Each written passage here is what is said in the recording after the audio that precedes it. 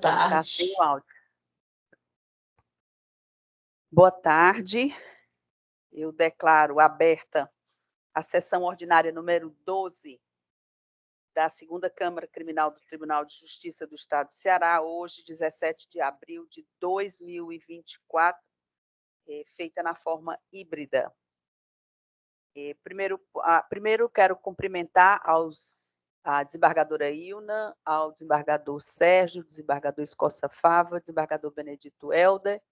Quero cumprimentar o Ministério Público na pessoa do Dr. Pedro Olímpio, a Defensoria Pública na pessoa da doutora Lígia Falcão, os advogados aqui presentes, não estou com o nome de nenhum dos senhores, mas os meus cumprimentos a todos os advogados que estão virtualmente, também cumprimento a todos, e não vejo nenhum advogado aqui na tela, mas fica a minha saudação. Os servidores, na pessoa da Ana Amélia e do Alex, sempre faço nessas duas pessoas, porque o Alex trabalha comigo e a Ana Amélia, a secretária da nossa Câmara. O pessoal que está na técnica também, o Lúcio, e a Valdilene, que está sempre conosco aqui, de muito boa vontade. Obrigada, Valdilene. O pessoal da segurança, também os nossos cumprimentos.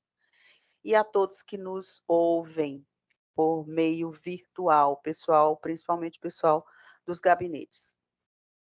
Dito isso, vamos dar início à nossa sessão. O ponto 1 da nossa pauta é a apreciação da ata da sessão ordinária número 11, de 10 de abril de 2024. Todos de acordo? Pela aprovação, senhora. De acordo. Declaro aprovada a referida ata. O ponto 2 é a homologação dos votos. Ficam as partes e seus respectivos defensores cientes que a pauta número 12, disponibilizada por meio de publicação no Diário da Justiça Estadual e portal do Tribunal de Justiça do Estado do Ceará, com julgamentos na sessão ordinária hoje realizada, teve os processos submetidos ao sistema de voto provisório com votação unânime, tornando definitivo seus julgamentos nos termos do voto dos relatores, ressalvando-se os que têm destaque, como pedido de vista de sustentação oral, entre outros que acaso estejam pendentes de votação. O ponto 3 é o destaque da votação por maioria. Apelação 0051-98841-2020-8060091, de minha relatoria. A decisão é por maioria, recurso parcialmente provido, com declaração de voto do desembargador Benedito Helder Ibiapina. E passamos agora, então, para a lista das sustentações orais. E, como sempre fazemos, damos preferência aos advogados que estão aqui presencialmente. E o primeiro processo a ser julgado agora, que eu chamo para julgamento, é o habeas corpus 062437282, 2024, número 8 do roteiro de minha relatoria, e o advogado é o doutor Roberto Jonathan Duarte Pereira, que já está devidamente posicionado à tribuna. Doutor Roberto, nós nossas boas-vindas. Boa tarde. E eu vou, então, ler o relatório do habeas corpus. Trata-se de habeas corpus impetrado por Roberto Jonathan Duarte Pereira em favor do paciente Bruno Marley Pereira Pascoal Pacífico, insurgindo-se contra a decisão proferida pelo juízo da primeira vara criminal da comarca de Quixadá. As folhas 0116 narram o impetrante que o paciente foi preso preventivamente por força de mandado de prisão em 18 de março de 2024, pela suposta prática dos crimes tipificados no artigo 171, parágrafo 2º-A, e artigo 288, ambos do Código Penal, por fatos ocorridos em meados de junho de 2023. Alega, em síntese, constrangimento ilegal decorrente da ausência de fundamentação idônea na decisão que decretou a prisão preventiva em desfavor do paciente ante a ausência de seus requisitos legais, bem como da ausência de contemporaneidade entre o fato e a prisão do paciente por remontar acontecimentos de 24 de 6 de 2023. Documentação acostada às folhas 17 260 e 262, 269. Em 27 de março de 2024, folhas 273 e 274, equivocadamente foi proferida decisão interlocutória constatada a ausência de pedido liminar em momento posterior. A Procuradoria de Justiça manifestou-se pelo conhecimento e denegação da ordem, folhas 282 e 288. Vieram-me os autos concluídos para julgamento em 8 de abril de 2024, é o que há para relatar. Doutor Roberto, o senhor tem a palavra pelo tempo regulamentar de 15 minutos. Muito obrigado, Excelência. Mais uma vez, uma satisfação imensa poder falar diante de ímpetos desembargadores, todos os componentes dessa segunda Câmara Criminal. Em razão do tempo escasso, 15 minutos, alguns detalhes processuais que eu tenho para falar para Vossas Excelências, eu quero só cumprimentar a douta presidente dessa Câmara e que irradia esses cumprimentos defensivos aos vossos pares, doutora Vânia Fontenelle. Bem, como dito, por Vossa Excelência, na leitura do relatório, trata-se do paciente Bruno Marley Pereira Pascoal Pacífico. Bruno Marley foi investigado por ter supostamente se envolvido na prática delituosa de estelionato este praticado na forma virtual. Sem querer adentrar ao mérito, porque não é um momento adequado para discutir questões de mérito, mas como os fatos serviram para a prisão, os fatos também poderão servir para eventual soltura. Quem participou de todo o engodo, de toda a fraude, de toda a simulação ou dissimulação patrimonial foi o Corréu, de nome Jordão da Silva Gonçalves. É isso que diz a denúncia. O paciente, ele figurou apenas como um mero partícipe que forneceu supostamente a sua conta bancária para receber alguns valores. O valor que é apontado na denúncia, supostamente R$50 mil, que tenha sido ali desviado de forma ilícita da vítima, não foi perpassado para este paciente. O Bruno Marley foi investigado, a data do fato remonta a data do golpe, remonta ali dia 18 de março de 2023. No dia 17 de julho de 2023, o Bruno ele é chamado para prestar esclarecimento perante a autoridade policial, no sentido de cumprir uma carta precatória, porque a autoridade competente para averiguar esse delito é lá da comarca de Quixadá. E na comarca do Crato, o Bruno foi chamado e ele compareceu à autoridade policial para prestar os esclarecimentos. Acontece que o fato aconteceu no dia 24 de junho de 2023. O Bruno Marley se apresentou no dia 17 de julho de 2023 e só agora, no dia 18 de março de 2024, eclode a prisão preventiva. Acontece que, analisando bem as razões que levaram o Bruno Marley para o cárcere, percebe que o douto juízo, lá da primeira vara criminal de Quixadá, ele trouxe expressões muito pré-alinhadas ou pré-definidas ou moldáveis, aquelas suas razões, cabíveis em qualquer outra decisão. Por isso que eu trago nas razões dessa impetração a violação ao que diz o artigo 315, parágrafo 1º do Código de Processo Penal, uma vez que se utilizou das seguintes expressões ou jargões, como eu trouxe aqui nas minhas razões. Primeiro, disse que os interrogatórios dos indiciados contradizem entre si. Nesse sentido, eu enxerguei que o decreto preventivo serviu como antecipação de pena, serviu com a valoração inadequada de interrogatórios ditos na fase extrajudicial.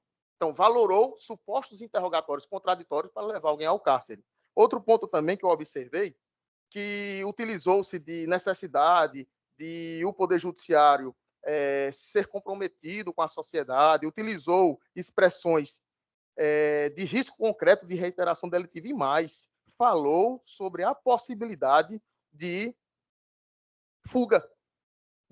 Eu acostei nas folhas 7 da minha peça de impetração esse termo de declaração prestado pelo paciente, onde confirma que, aos 17 de julho de 2023, ele compareceu perante a autoridade policial como uma pessoa que ela é localizada no endereço que forneceu, como alguém que foi até a autoridade policial colaborar com a investigação, pode ser presumida, né, no sentido de que vá fugir, vá se furtar, vá tentar sair do distrito da culpa. Então, diante dessas razões, eu analisei o seguinte, que essa decisão do douto magistrado da primeira vara criminal de Quixadá, ela padece de fundamentação concreta, inclusive viola o artigo 93, inciso 9 da Constituição Federal, considerando ainda mais, excelências, os delitos apontados não trazem resquício, não trazem indicativo de violência ou grave ameaça.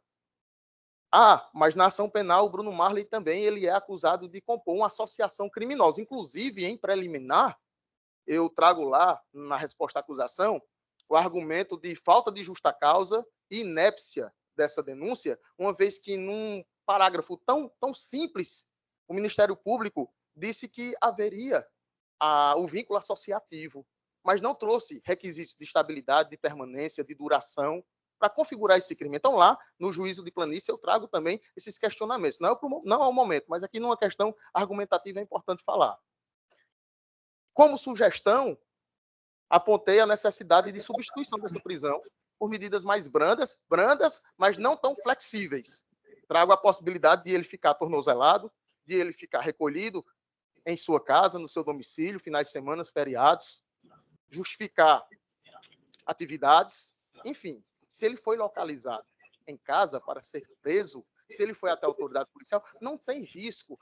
O status de liberdade dele não traz risco nenhum para o processo nem para a sociedade. O fato apurado o fato ocorrido, suposto criminoso, em 18 de março. Aqui a prisão. A data do fato, 24 de junho de 2023. Decorreu cerca de 9 meses depois. 9 meses do fato para a eclosão da prisão. Aí é que eu trago também o meu argumento sobre a falta de contemporaneidade. Então, de forma objetiva, direta, eu rogo aos outros desembargadores que reanalisem a situação prisional do Bruno, concedam a ordem no sentido de revogar ou substituir por medidas mais brandas, mas não tão flexíveis, como eu já falei, e também trazendo esse argumento, trazendo esse desabafo nesse momento, essa oportunidade que eu tenho para ser ouvido por Vossas Excelências. A douta Procuradoria de Justiça trouxe um parecer, e esse parecer, na verdade, ele não se amolda à situação do Bruno Marley, uma vez que começa dizendo: trata-se de habeas corpus digital com pedido de liminar, impetrado pelo advogado Roberto Jonathan Duarte Pereira, em prol de Bruno Marley Pereira Pascoal Pacífico, conforme folhas 282. Isso, na verdade,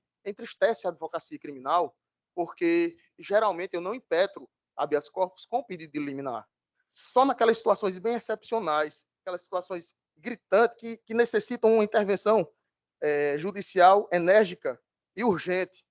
Mas a Procuradoria, que deveria também analisar a situação prisional, a situação libertatória e a situação posta na impetração, na verdade, trouxe, no meu entendimento, um parecer também automatizado. Parecer, com todo respeito, um parecer que, na verdade, parece-me que não se trata do caso, ora, sustentado nesta tarde. Nesse sentido, eu rogo pela concessão da ordem, com substituição da prisão por cautelares diversas, e nas folhas, deixa-me ver aqui, minha sugestão, ela consta nas folhas 14 da peça de habeas corpus, mantém o endereço atualizado, proibição de se ausentar da comarca, limitação dos finais de semana e feriado e monitoração eletrônica, porque com essas medidas em vigor, certamente a ordem pública estará sendo resguardada, considerando, inclusive, que a Corré, a Érica Vitorino, esposa do paciente, encontra-se gestante, e ele já tem 2 crianças em tenridade, e a Érica está esperando o 3º filho do paciente, que agora também está sofrendo as agruras por conta de um cárcere precoce. Excelência, muito obrigado pela atenção, agradeço a atenção dispensada para a advocacia criminal e dispensada para o jurisdicionário. Obrigado. Obrigada, doutor Roberto Jonathan. Perfeito. Eu ia lendo Roberton, por causa... Tranquilo. Mas Roberto Jonathan. Isso. Eu passo, então, a palavra ao Procurador de Justiça, Pedro Olímpio, para a sua sustentação oral. O festival está normal. Bom, boa tarde a todos. Permita, senhora desembargadora Anja, saudar a todos na pessoa da desembargadora Ilma conseguiu estar de forma virtual, mas recebo o abraço de todos.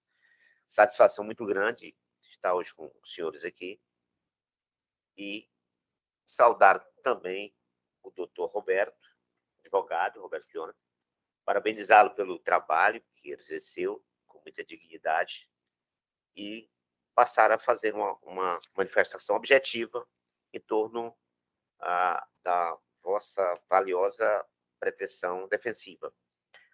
Dizer no primeiro momento que, de fato, a questão de mérito não há por que ser cogitada. Dizer que o paciente tem menos ou maior ou menor participação no evento descrito da denúncia, de fato, como Vossa Excelência pontuou muito bem, não é o momento oportuno, não é? Dizer também que equívocos de natureza material pode acontecer em qualquer trabalho jurídico, mas nós todos estamos atentos ao que está efetivamente na esfera do processo e, por óbvio, que as correções elas são postas no momento oportuno e que a crítica divisando como construtivo de Vossa Excelência, carrego e levo para a colega que assim ponderou no trabalho dela, respeitoso como também o trabalho do senhor. A questão da fundamentação, a meu sentir,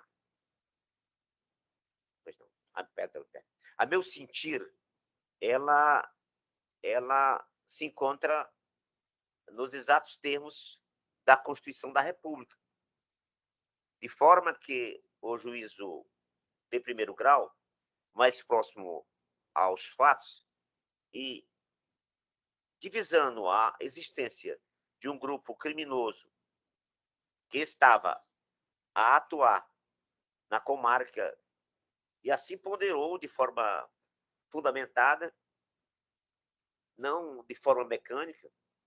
Ele menciona, permita o Vossa Excelência, na oportunidade verificou-se que os denunciados haviam feito vários saques de empréstimo bancário em nome da vítima, tendo o acusado Jordão utilizado da conta bancária da investigada Érica, repassado parte dos valores a Bruno Marley e outro montante a Gabriel Vitorino, usando seu próprio extrato pessoal. Apurou-se ademais que o fato feito visando o seu próprio extrato, diversas operações financeiras nas contas bancárias dos denunciados, havendo sim o dinheiro repassado simultaneamente via Pix, a conta corrente por várias vezes entre eles, conforme for confirmado pela análise da transferência realizada entre os investigados. Essa ponderação do magistrado não é mecânica e demonstra claramente que o magistrado de primeiro grau examinou com precisão toda a trajetória do inquérito e, quando assim deliberou de forma coerente, analisando pontualmente o que estava a se passar e compreendeu de forma fundamentada de que o momento do cárcere, aquele momento seria necessário para estancar o comportamento criminoso do grupo. Aqui, por óbvio que se está falando em associação criminosa e estelionato, mas, evidentemente, que essa movimentação bancária, que onde se observa, se situa, é pontuado na decisão de transferência entre contas dos implicados, demonstra, entre eles, uma associação clara de comportamento voltado para o fim delitivo. Então, de forma que, voltando um pouquinho, não dá para dizer que A, B ou C tem a menor ou maior participação, já que há entre eles uma cooperação clara para a conclusão e o aferimento do comportamento criminoso. Então, de forma que eu compreendo que a decisão ela guarda fundamentação adequada, atende às exigências da lei processual penal. No que diz respeito à colocação de Vossa Excelência, a eminente advogado da defesa, da possível ausência de contemporaneidade na decisão de primeiro grau, devo pontuar que a análise desta situação não deve ser cotejada pela data do evento, no caso, eventos delitivos. Porém, mas sim pela atualidade dos fundamentos da prisão preventiva. Então, se o fato aconteceu, como bem disse Vossa Excelência, no pretérito que não é tão recente, mas ocorrido, segundo consta, 24 de junho, a questão que foi analisada pelo magistrado, e aqui nós não podemos dizer que temos que dizer que falta contemporaneidade, porque o fato aconteceu em 2023, final de 2023, o fato não é esse. O que nós temos que analisar, e assim tem sido a jurisprudência do Egrégio Tribunal de Justiça do Estado do Ceará, bem como do Superior Tribunal de Justiça, de que a questão da contemporaneidade deve guardar sintonia com a atualidade do fundamento da prisão preventiva. De forma que, com a devida vênia, o Ministério Público, nesse momento aqui apresentado por esse Procurador de Justiça, não vejo como poder me harmonizar com a tese de Vossa Excelência, com a devida vênia, no sentido de que me pronuncio, então, pela delegação da ordem de habeas corpus. É assim, Excelência. Obrigado.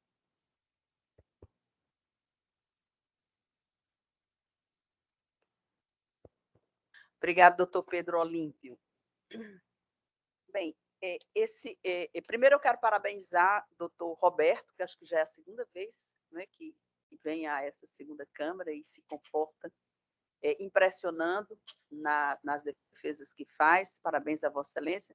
Parabéns ao doutor Pedro Olímpio, mas doutor Pedro Olímpio eu já conheço de outros tempos e, para mim, não há nenhuma surpresa na desenvoltura com que ele se comporta aqui da tribuna. No caso presente, e aí eu peço venhas ao doutor Roberto, mas já adianto que me pronuncio contra a defesa de Vossa Excelência, e o faço com muita tranquilidade, porque esse é um crime cometido virtualmente. São aqueles casos em que as pessoas são enganadas através de um telefonema com promessas vãs, e nesse caso a promessa era pontos livelos.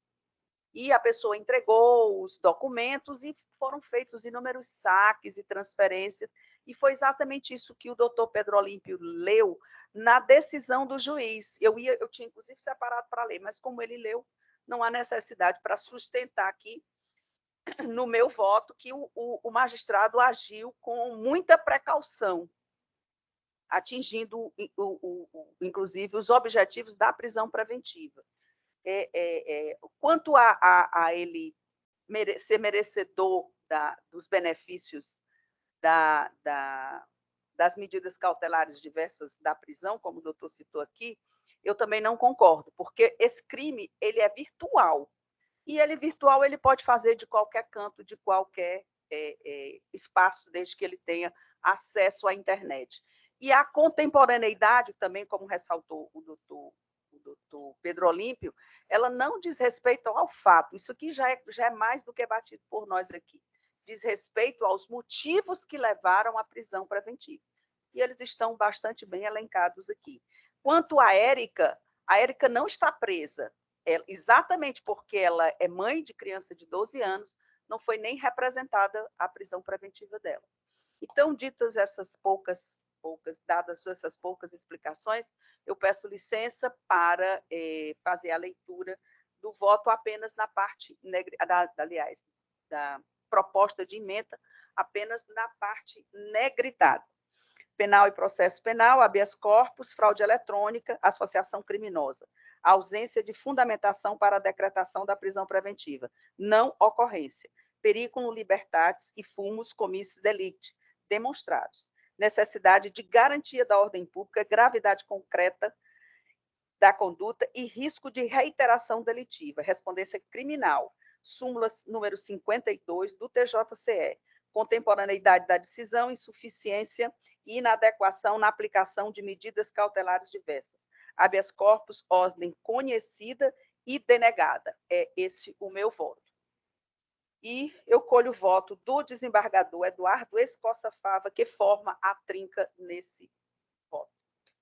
Obrigado, senhora presidente. Reitero meus respeitosos cumprimentos aos meus pares, ao doutor Pedro Olimpo, à doutora Lígia, aos eminentes advogados. Eu faço aqui a pessoa do doutor Roberto Jonathan Duarte Pereira, a quem também o parabenizo pela brilhante sustentação oral. Os eminentes servidores e demais colaboradores que nos acompanham. Senhora presidente, o voto de Vossa Excelência é perfeito. Não vejo aqui como divergir do entendimento adotado por Vossa Excelência. A decisão monocrática está devidamente fundamentada, apresentando os fundamentos que justificam a segregação cautelar, sobretudo levando em consideração o modus operandi que se dá por meio virtual, que as cautelares não surtiriam os efeitos almejados. Então, sem delongas, acompanho o voto de Vossa Excelência. Obrigada, desembargador Eduardo Costa Fava. E agora eu colho o voto do desembargador Benedito Helder, que é o terceiro dessa trinca. Pois não, Excelência. Eu aproveito o ensejo para cumprimentar a todos os que estão participando desta sessão da segunda Câmara Criminal do Estado do Ceará. E, na sequência, com relação ao processo que está sendo julgado, ao habeas corpus, eu acompanho integralmente o voto de Vossa Excelência. Obrigada, desembargador Benedito Helder. Eu anuncio a decisão por unanimidade, ordem conhecida e denegada. Doutor Roberto, mais uma vez, parabéns, seja sempre bem-vindo e, se Deus nos permitir, até uma próxima vez. Obrigado, Excelência. Bom trabalho a todos, viu? Obrigada. Eu chamo agora, dentro da lista das prioridades, a apelação crime 04179097-2018, o número 4 da pauta 12 e o 6º da lista das sustentações orais. E o advogado é o doutor Fernando Augusto de Melo Falcão, que também já está posicionado à tribuna. Doutor Fernando, seja muito bem-vindo a essa segunda Câmara Criminal do Tribunal de Justiça do Estado do Ceará. Eu indago a Vossa Excelência e ao Ministério Público, uma vez que o relatório já está disponibilizado nos autos, se me dispensam da leitura do relatório.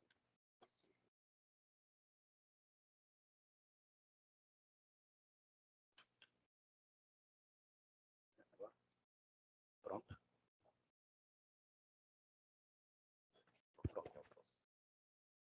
Obrigado.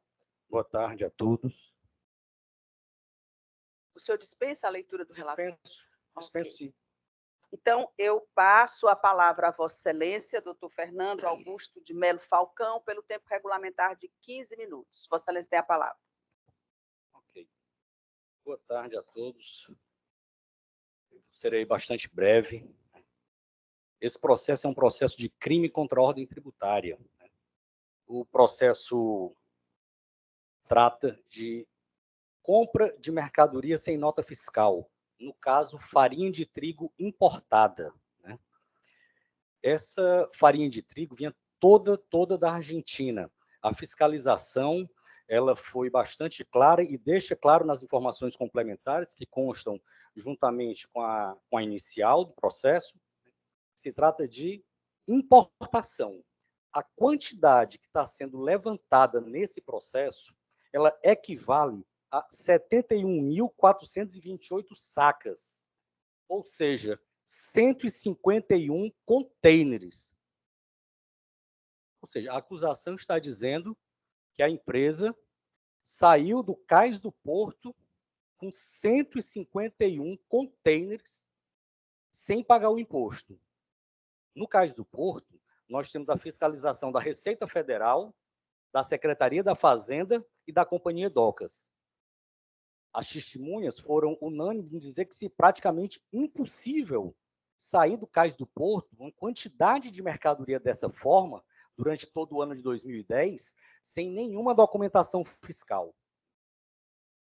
O ponto-chave é que esse auto de infração, e isso consta na inicial, senhores, o inventário inicial, ou seja, o estoque inicial do levantamento fiscal, ele era zero. Ou seja, o contador declarou que no dia 31 de dezembro de 2009, a empresa tinha estoque zero, perdão, 2010. quando, na verdade, isso não era realidade. O que aconteceu foi que, nesse ano, foi o ano da substituição do SPED fiscal, perdão, da DIEF pelo SPED fiscal. DIEF era feito manualmente, o Documento de Informação Econômica Fiscal. E o SPED é feito ainda hoje eletronicamente. Devido a isso, muitos contadores declararam estoque zero para poder cumprir a obrigação acessória de informar ao fisco o estoque para, posteriormente, sabendo manusear melhor o SPED, e prestar informação. O que aconteceu é que não prestaram essa informação. O que aconteceu foi uma infração tributária, não uma infração penal tributária. De fato, trouxe um prejuízo, né, considerando que a declaração foi da própria empresa, né, por presunção tributária e prevista na Lei 12.670/96, que é a lei do ICMS. Ok, houve uma infração tributária. Mas essa infração tributária, ela tem um condão de caracterizar um crime contra a ordem tributária? Nós entendemos que não, excelências. Entendemos que não se trata de um crime contra a ordem tributária, mas de uma infração tributária. Infração tributária essa que, na mesma hipótese, o Ministério Público, através do PIC, Procedimento de Investigação Criminal, que consta na nossa apelação, as folhas 13 da apelação, a mesma situação verificada pelo GAESF, Grupo de Atuação Especial de Combate à Sonegação do Ministério Público, na mesma hipótese, foi solicitado arquivamento, porque foi verificado que, de fato, nesse período, foi o período de transição da DIEF para o SPED. Então, trata-se somente de um erro da contabilidade na prestação da informação, pela dificuldade e novidade que era o SPED naquela data. De tal sorte que não pode ser considerado como crime contra a ordem tributária, muito menos o dono da empresa, demonstrando no seu depoimento, né, e as testemunhas, deixando bem claro que a contabilização dele era em fichas ainda. Já tem próximos 60 e poucos anos, e ele não conseguiu se adequar ao ritmo eletrônico. Todo o estoque era feito em fichas manuais. Possivelmente houve algum erro, né? Possivelmente. Tanto é que o auto de infração não foi julgado procedente no contencioso administrativo tributário. Ele foi julgado parcial procedente, porque boa parte foi conseguido provar e aceitaram que, de fato, o fiscal tinha errado. Nesse caso específico, do PIC, a situação era a mesma, o ano era o mesmo e o documento era o mesmo, SPED e DIEF. Né? O simples fato do sócio da empresa ser o administrador, esse fato somente, ele não tem como conduzir a figura do sócio a de autor de crime contra a ordem tributária. Teoria do domínio do fato, já afasto, já de imediato, porque não é o caso de teoria do domínio do fato. Né? Ainda que o STJ já tenha também se manifestado que não se apliquem na grande maioria dos casos. Né? E esse é mais um deles. Senhores, e para concluir, como eu falei que seria bem rápido mesmo, né? Pedir a anulação da sentença, porque o auto de infração é lavrado pelos auditores fiscais. Só que os auditores fiscais não foram ouvidos. Né? Foi solicitada a ouvida dos dois auditores fiscais, mas ao invés de despachar, foi dado prazo logo para memoriais. E depois não teve mais como contornar a situação. Então, os auditores fiscais, que são os autores da ação fiscal, não puderam responder perguntas cruciais, como, por exemplo, essa. Tem condições de 151 containers sair do cais do porto sem que haja um grande conluio, porque está se falando aqui numa grande sonegação. Porque se ele saiu do cais do porto sem nota fiscal, então não foi só ICMS. Foi ICMS, foi PIS, foi COFINS, foi imposto de renda. Foi tudo. Na verdade, isso não aconteceu. Não se consegue 151 containers sair do cais do porto sem a devida documentação fiscal, tendo 3 órgãos que cobram pesado, Receita Federal, Secretaria da Fazenda e a Companhia Docas. Todos três. Então, assim, não teriam condições. Essas perguntas, dentre outras, né, uma delas seria como se deu realmente essa transferência de F para SPED, ele como auditor fiscal titular da ação fiscal, provavelmente ele iria confirmar que, de fato, nesse período, vários contadores apresentaram um estoque inicial das empresas zero. Volto, então, e já concluo, senhores, que se trata de uma infração tributária administrativa. Tão somente. Não houve absolutamente nenhuma sonegação fiscal, não está presente no processo nenhuma atitude que possa levar ao entendimento que houve um dolo. E não há absolutamente também nada que possa provar que esses veículos saíram do cais do porto sem nenhuma documentação fiscal, né? Então, se requer a nulidade da sentença, que o processo volte para a primeira instância, para que sejam ouvidos os auditores fiscais, e não sendo acatado, que seja dado provimento à nossa apelação, né, pelas razões já apresentadas. Muito obrigado, senhores. Obrigada, doutor Fernando Augusto, e eu passo a palavra ao Ministério Público na pessoa do procurador Pedro Olim. Vossa Excelência tem a palavra, doutor Pedro. Excelência, muito obrigado. Renovando aqui as saudações a todos, em especial à doutora Lígia, da Defensoria Pública do Estado do Ceará, e meus cumprimentos ao doutor advogado Fernando, muito prazer, parabéns pelo trabalho do senhor, mas me permita mergulhar inicialmente na questão da preliminar que o doutor mencionou, e observo as folhas 403 que o julgador de primeiro grau, quando declarou encerrada a instrução processual, consultou o Ministério Público e a Defesa sobre eventuais diligências, cuja necessidade se origem em circunstâncias ou fatos apurados na instrução, artigo 402 do CPP. E a defesa requeriu a acusação de prazo de 72 horas para juntar documentação que julgar necessária, que foi concedido. Porém, aí é que a douta defesa do cidadão acusado atravessou o rol de testemunha, e me parece aí absolutamente, com todo respeito ao doutor advogado, de tempo, e de forma que a negativa do magistrado, a meu juízo, não caracteriza excessivamente defesa. Até porque, pelo que se observa do contencioso administrativo, os auditores foram ouvidos. Naquela fase, trabalharam, pelo menos, os auditores da Receita, e de forma que, primeiro, que há uma questão clara de preclusão, e segundo, entendeu o magistrado que não havia prejuízo, e não se observa prejuízo de nenhum para a defesa. Então, de forma que essa preliminar, eu não vejo, doutor, como aderir ao pensamento de Vossa Excelência, de forma que eu vejo que não há prejuízo nenhum à defesa nessa situação.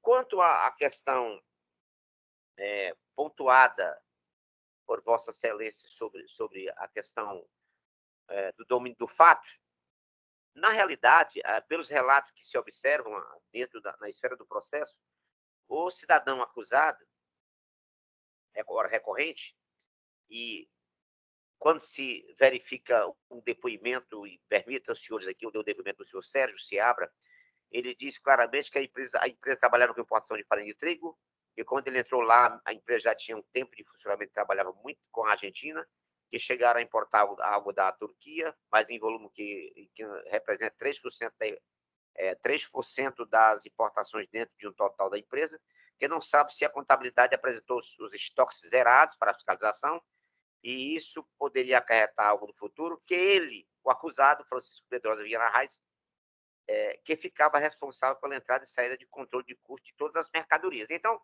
me parece que a questão também do produto, e quantidade, entrada, também tinha um domínio tranquilo do acusado. Então, me parece que nem a questão da teoria do domínio do fato aqui, mesmo que fosse buscar o alcance dela, o próprio cidadão está diretamente vinculado com essa situação do produto. De forma que, por esse ângulo também, não vejo como recepcionar a posição de Vossa Excelência. A questão da quantidade, que também é uma matéria fática, não é? Uma matéria fática, que evidentemente não chegou a ser, pelo menos o senhor colocou aí, que não teve vontade de perguntar a alguém sobre como essa quantidade teria saído do porto, chegado do porto, mas a gente tem que compreender que, mesmo que seja uma quantidade grande, ela pode vir de forma compartilhada, e não da sua totalidade, é uma coisa muito fática para poder a gente tratar aqui, já que a instrução, se é que não esclareceu. Vejo, sim, a questão que há uma questão, o crime tributário, diferentemente do eminente advogado, que vê apenas como uma questão de infração administrativa. Vejo igualmente, desde o momento da questão do contencioso administrativo, passando igualmente pela instrução do processo, que foi apurado realmente diria, um prejuízo grande para o Estado, uma sonegação da ordem de 444.468,51 à época do evento, não é? Do levantamento pelo fisco. Vejo igualmente que a conduta do cidadão ela se harmoniza com a tipicidade da qual o magistrado de primeiro grau o condenou, né? E digo mais a Vossa Excelência, e aqui me permita aos senhores julgadores, pontuaram a decisão do STJ, que diz claramente que não há fala em atipicidade da conduta de deixar de pagar imposto, pois é o próprio ordenamento jurídico pátrio, no caso a Lei 877.1990, que incrimina a conduta daquele que deixa de recolher no prazo legal o tributo descontado ou cobrado na qualidade de sujeito passivo da obrigação, o que deveria recolher aos cofres públicos nos termos do artigo 2º inciso 2 do referido diploma repressivo. Então, vejo que a conduta guarda tipicidade com a norma penal, de forma que a responsabilidade parece muito clara.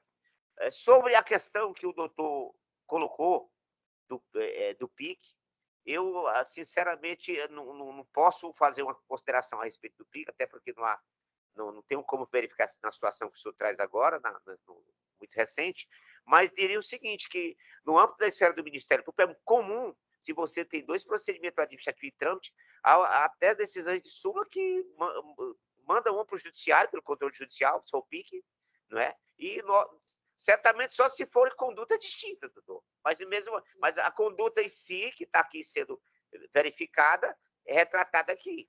Então, me permita não poder, evidentemente, me harmonizar com o vosso pensamento, seria um grande prazer, mas eu me pronuncio no sentido de de julgar, manter a decisão de primeiro grau. É assim que eu penso. Muito obrigado por vossa excelência. Obrigada, doutor Pedro Olímpio, e eu parabenizo o doutor Pedro Augusto pela sua sustentação oral, que realmente teve um esforço bastante louvável na defesa do seu constituinte, mas todo o meu voto é na linha do que colocou aqui o Ministério Público, né? Quanto a preliminar, a apresentação do rol das testemunhas foi intempestiva. Então, embora tenha sido dada a oportunidade, a defesa deixou escoar o prazo e, como muito bem pontuou o doutor Pedro Olímpio, eu não vi nenhum erro do magistrado em não considerar o rol que foi apresentado intempestivamente. E a questão aqui é da conduta, e a conduta ela é deixar de fazer constar nos livros informação obrigatória do fisco. Então, isso nada tem a ver com o transporte do produto que saiu do porto, né? Me pareceu bastante bem configurada e por causa disso, eu estou ratificando a decisão do juízo primeiro. E peço licença aqui para apresentar a proposta o voto está todo aqui, mas quero pedir licença para ler apenas a parte negritada da proposta de emenda. Ementa direito processual penal, apelação criminal, crime contra a ordem tributária, artigo 1º, inciso 2 da Lei Federal 8.137/90, combinado com o 71 do Código Penal Brasileiro. Sentença condenatória, recurso da defesa, preliminar de nulidade da sentença, cesseamento ao contraditório e ampla defesa, indeferimento da oitiva das testemunhas, arrolamento intempestivo, preclusão, não comprovação do efetivo prejuízo, preliminar não acolhida. E no mérito, pleito de autoria e materialidade pleito absolutório, insuficiência probatória, impossibilidade, autoria e materialidade demonstrados, redução da pena de multa, que foi o que foi feito aqui, possibilidade, abrandamento do valor do dia multa, adequado ao padrão legal, recurso conhecido e improviso, esse é o meu voto. E, como feito da vez anterior, votam comigo os desembargadores Eduardo e o desembargador Helder. Desembargador Eduardo, colho o voto de Vossa Excelência. Obrigado, senhora presidente. Também cumprimento tanto o doutor Fernando Augusto como o doutor Pedro Olímpio, enquanto estava aí correndo as sustentações orais, eu também tive a oportunidade de revisitar aqui a sentença proferida pela doutora Cristiane Braga Magalhães Cabral, de uma forma muito justa e muito técnica, destacou todos os elementos do tipo penal. Então, assim, pedindo as respeitosas vênias à defesa, eu ratifico o voto provisório no sentido de acompanhar o voto de Vossa Excelência, senhora relatora. Obrigada, desembargador Eduardo. E desembargador Helder, como vota Vossa Excelência? Pois não, Excelência, eu também acompanho integralmente o voto de Vossa Excelência. Obrigada, desembargador Helder, e eu anuncio a decisão por unanimidade, recurso conhecido e improvido. Doutor Fernando Augusto, seja sempre muito bem-vindo e até uma próxima oportunidade, se Deus assim nos permite. Muito obrigado. Bom, nós temos aqui, acabaram-se as sustentações presenciais, e nós temos aqui mais 2 processos meus, e eu peço licença para votá-los logo, em razão do anúncio que o desembargador Eduardo vai precisar sair, vai precisar se ausentar para participar da reunião com o Conselho Nacional, o Conselho Nacional de Justiça, isso mesmo. E aí eu peço licença para chamar o número 5 da lista das sustentações orais, porque o 2 e o 3, a advogada, que é a doutora Vânia Gomes Castelo Branco, que está numa audiência, pediu para ficar por último. Se Vossas Excelências concordarem, eu farei a chamada do número 5. Então, chamo o número 5 da lista das sustentações orais, é a apelação crime 00-508-1677-2021, número 13, da pauta 12, também de minha relatoria, e o advogado é o doutor Lucas Arruda Rolim. Doutor Lucas, boa tarde, seja muito bem-vindo a essa segunda Câmara do Tribunal de Justiça do Estado do Ceará. Obrigado, Excelência. Eu indago a Vossa Excelência e ao doutor Pedro Olímpio se desejam a leitura do relatório, uma vez que ele já está publicado nos autos.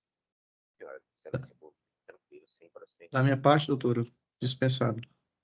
Obrigada, doutor Lucas, doutor Pedro Olímpio, e eu passo, então, a palavra ao doutor Lucas para a sua sustentação oral pelo prazo regulamentar de 15 minutos.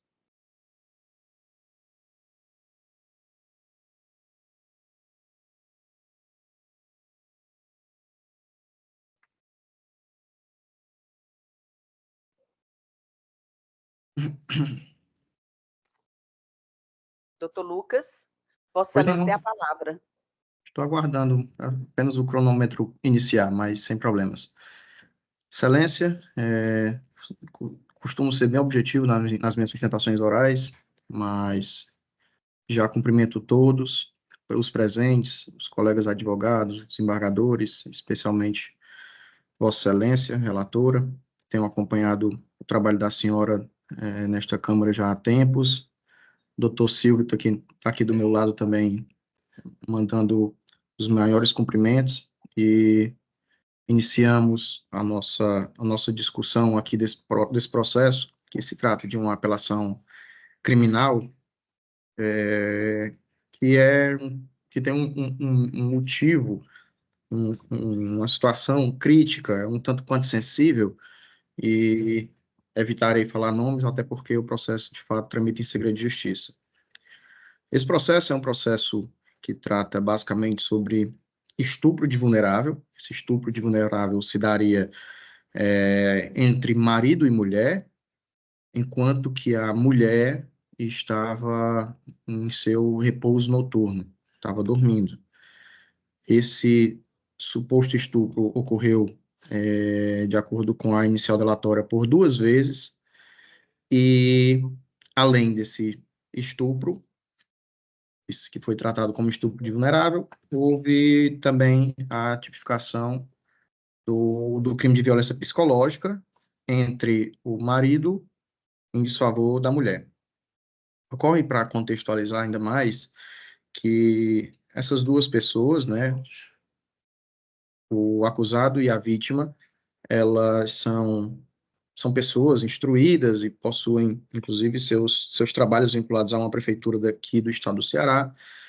Portanto, são provenientes de classe social mais abastada e possuíam os seus interesses nessa união, e essa união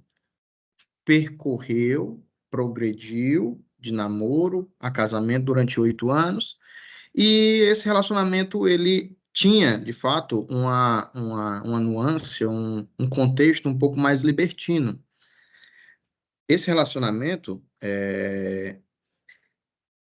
por vezes, havia um acréscimo de uma pessoa aos atos sexuais entre marido e mulher, e essa pessoa, do sexo feminino, de acordo com o que foi fartamente apurado no inquérito policial, é a atual companheira da esposa do réu. Então, vamos lá. O réu era casado com a moça, havia uma terceira pessoa nesse relacionamento, houve o divórcio entre o marido e a mulher atualmente, inclusive, possui um relacionamento fixo, união estável com essa pessoa que frequentava a casa dos nubentes.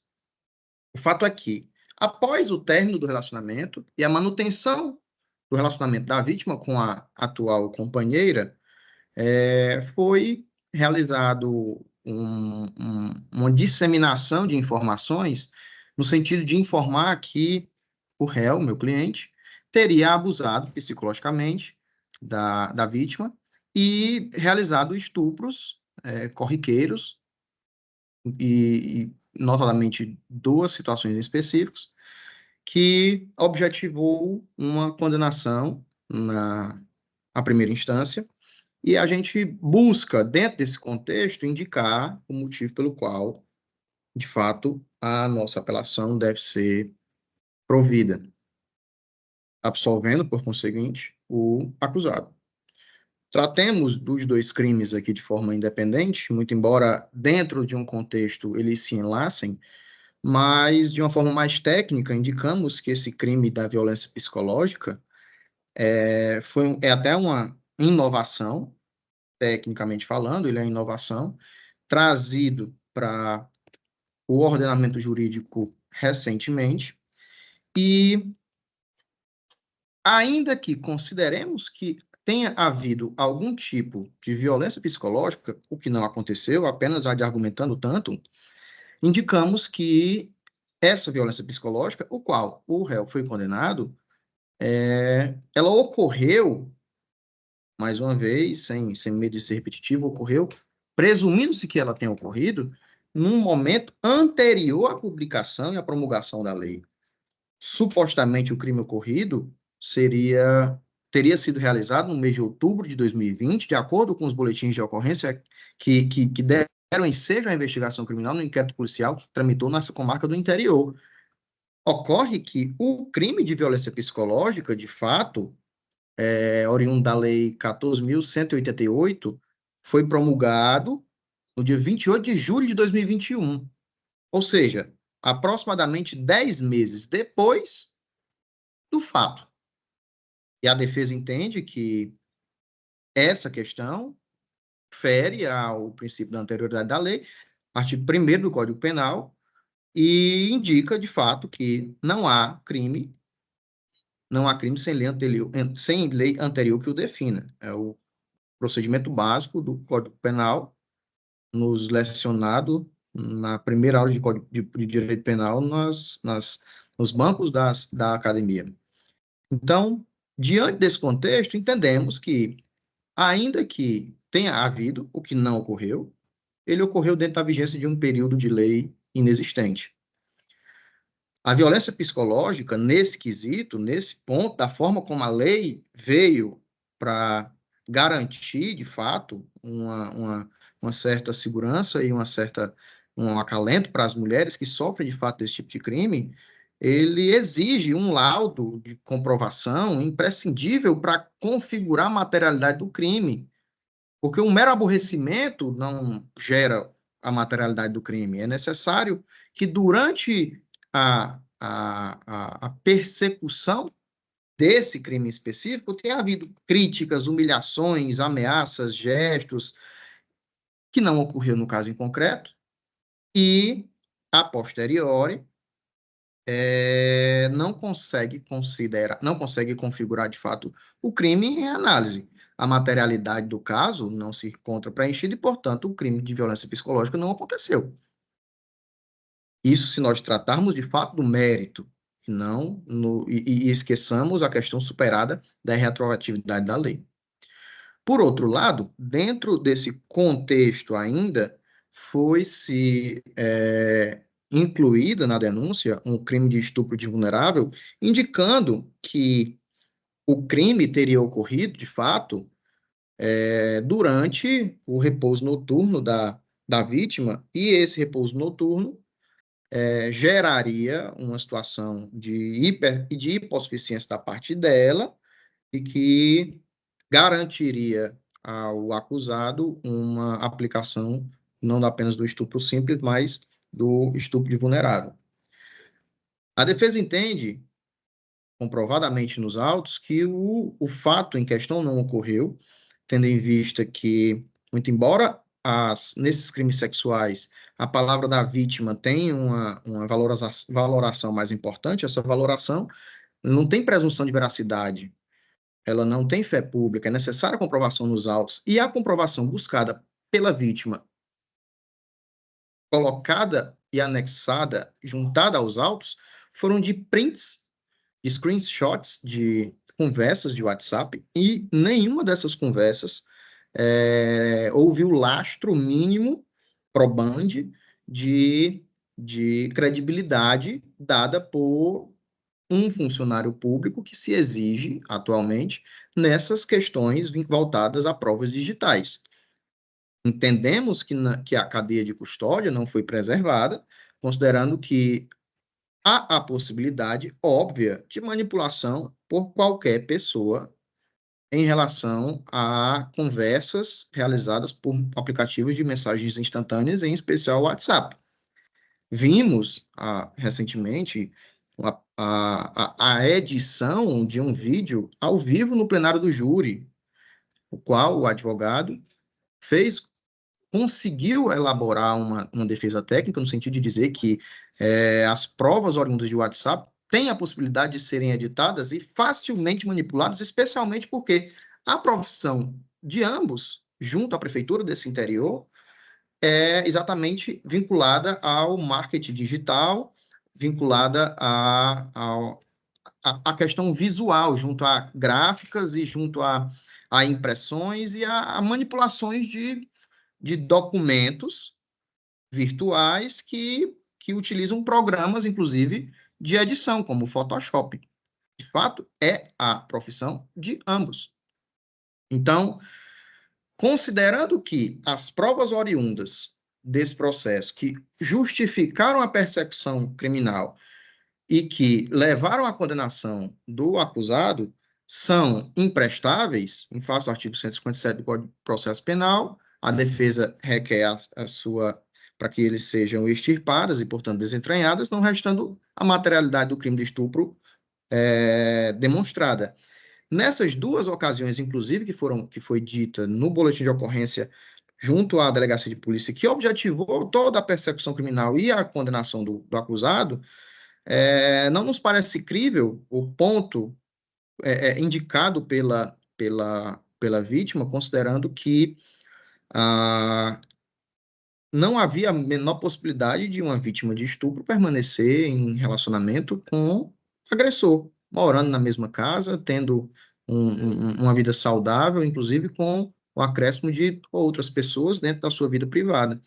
Então, a defesa entende que não há comprovação da materialidade do crime nesses moldes já elencados aqui pela defesa e defende que a materialidade do crime indicada dentro da sentença para configurar o estupro foi baseada em provas imprestáveis. E assim a defesa fez todo esse arcabouço técnico na intenção de alterar a sentença e, consequentemente, lhe devolver a característica de cidadão absolvido. Assim, Excelência, encerro as minhas considerações, agradecendo, de fato, o tempo destinado a este que vos fala. Obrigado. Obrigada, doutor Lucas, e eu passo imediatamente a palavra ao doutor Pedro Olímpio para a sua sustentação oral. Pois não, Excelência. Muito obrigado, doutor Lucas. Satisfação em cumprimentá-lo. Parabéns pelo trabalho de Vossa Excelência. Mas eu diria ao senhor aqui, nesse caso específico, que nós que a Procuradoria de Justiça, também os julgadores, Tribunal de Justiça do Estado de Ceará, quando tratando de crime contra a liberdade sexual, geralmente praticadas escondidas, muitas vezes no testemunha presencial, e o relato da vítima assume um papel essencial, é um fato concreto e que é muito valorado, porque ela, vítima, que está suportando a violência sexual. Mas o senhor falando aqui de violência psicológica e humilhação, aí eu lembrei aqui de uma passagem em que o cidadão acusado que compartilha uma mensagem no WhatsApp com o terceiro, ele põe a mulher numa situação de humilhação absurda.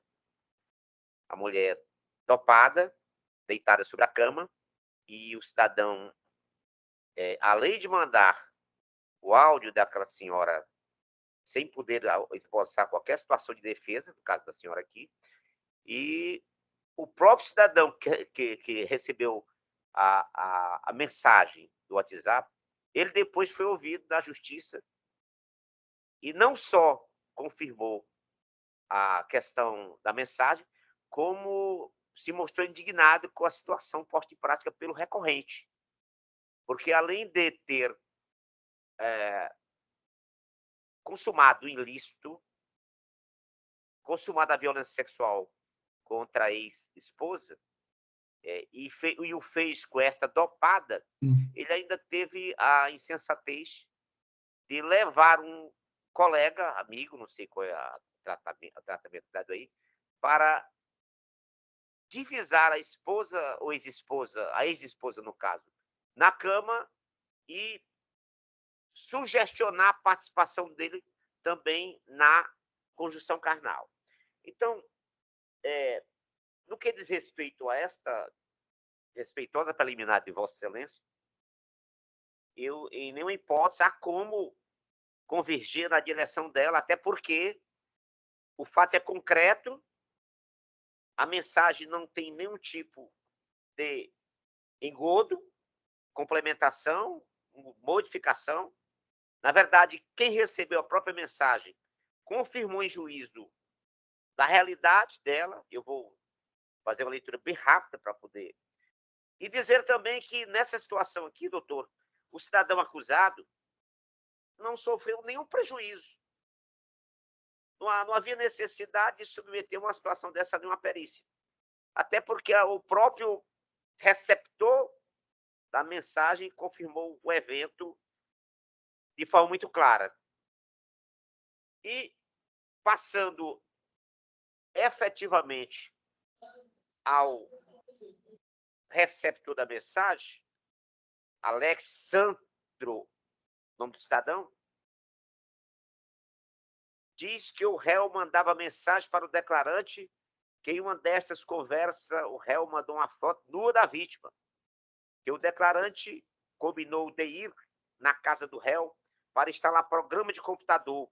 Quando o réu lhe chamou no quarto, o declarante se deparou com a vítima seminua, desacordada, ocasião em que o réu começou a lhe pedir para passar a mão nela, falando que não teria problema porque ela estava dormindo. Que depois disso o réu começou a insistir, mandando as mensagens e fotos da vítima nua, que o réu inclusive mandou a foto do pênis, perguntando se o declarante gostava disso porque era viado. Que certo dia o pai do declarante chegou falando que o réu e a vítima tinham se separado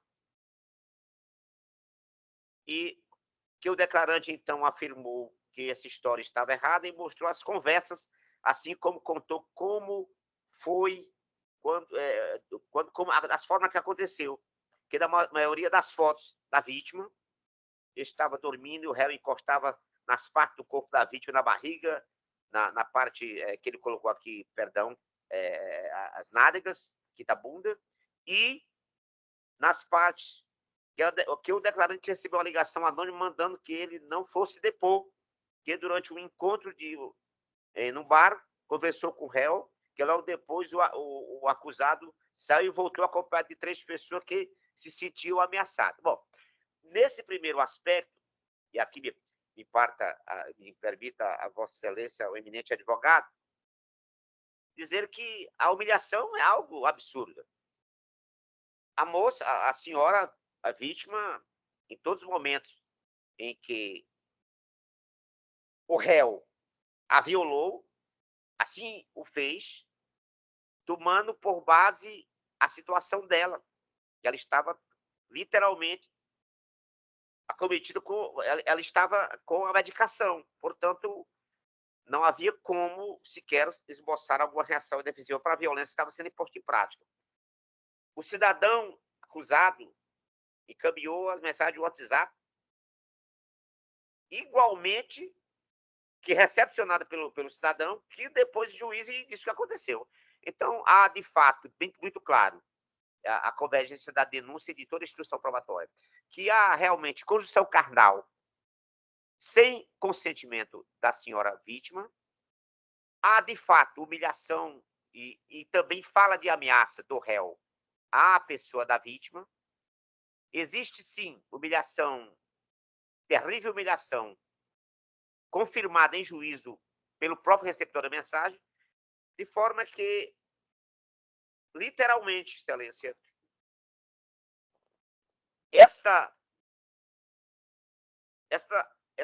estas condutas, ora examinadas por esse tribunal, pelo menos na avaliação deste procurador de justiça, ela se encontra absolutamente, claramente comprovada. Vejo até desnecessidade de levar ao conhecimento, que já está no processo, e Vossa Excelência também conhece, a manifestação da vítima, que ela dá conta da violência, de forma muito constrangida. Essa situação, como foi colocada, e aqui a mensagem de WhatsApp, não há nenhum tipo, que volta a reafirmar, de tipo de nulidade, até porque o mensageiro veio e confirmou tudo. O pai do cidadão que deu depoimento, igualmente, teve acesso à mensagem. Então, a humilhação maior do que essa senhora passou é muito difícil de encontrar. De forma, doutor advogado, doutor Lucas, com mais respeito possível a Vossa Excelência e o seu notável trabalho, não poderia, de forma alguma, me afiliar ao pensamento de Vossa Excelência. Entendo aqui, sim, que as condutas típicas estão devidamente comprovadas. Aqui, vai além da questão da clandestinidade. Aqui, as pessoas tiveram acesso ao que o cidadão acusado, infelizmente, fez. Além de praticar a violência carnal, em desacordo com a naturalidade, vamos dizer assim, e contra a vontade da vítima, ele ainda a expôs de forma humilhante. Daí porque verifico com muita propriedade toda essa situação. O fato de um eventual triângulo amoroso não vai, em nenhuma oportunidade, descaracterizar ou convergir na direção do eventual posição defensiva do cidadão acusado.